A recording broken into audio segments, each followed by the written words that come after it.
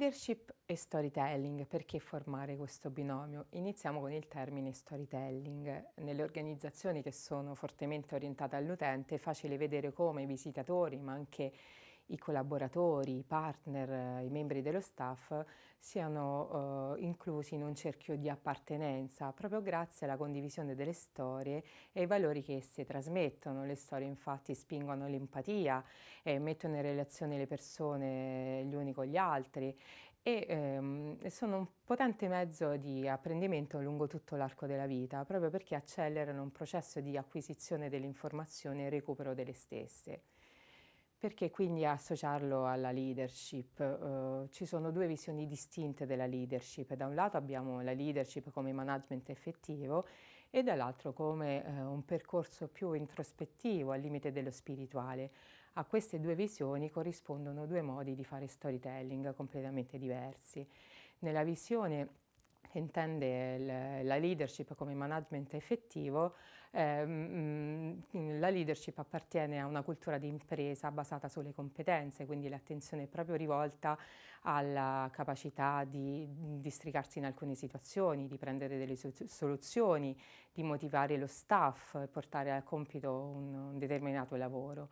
Lo storytelling in questo contesto è focalizzato soprattutto sui processi di lavoro, sono storie di manager, di leader che hanno preso quindi delle decisioni nella propria vita e che sono quindi un esempio per gli altri. Sono storie quindi che hanno a che fare soprattutto con i casi studio e sono lontani quindi da una concezione più emotiva e sociale dello storytelling, che invece caratterizza la seconda componente, quella più introspettiva, quella più spirituale.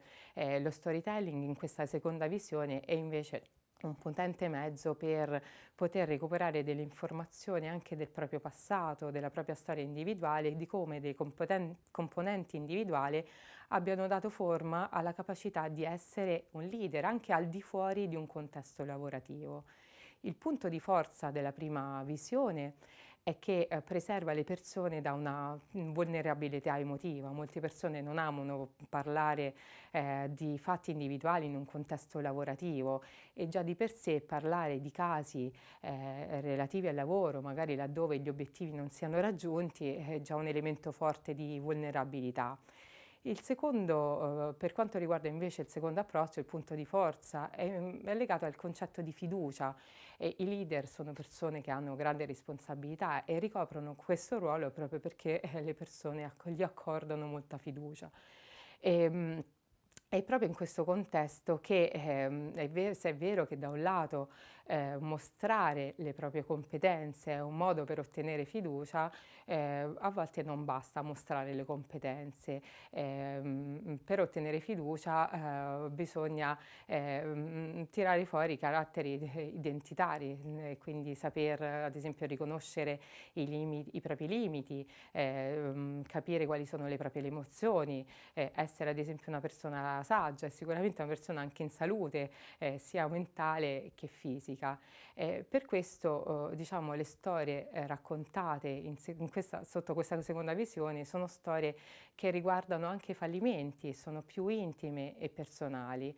C'è da dire che questa seconda visione della leadership e quindi anche dello storytelling, che è più legata a una pratica riflessiva, sta prendendo sempre più piede anche grazie a una componente femminile nel campo dell'imprenditoria e quindi la componente sociale emotiva, ciò che Goleman chiamava intelligenza emotiva, sta prendendo sempre più forza.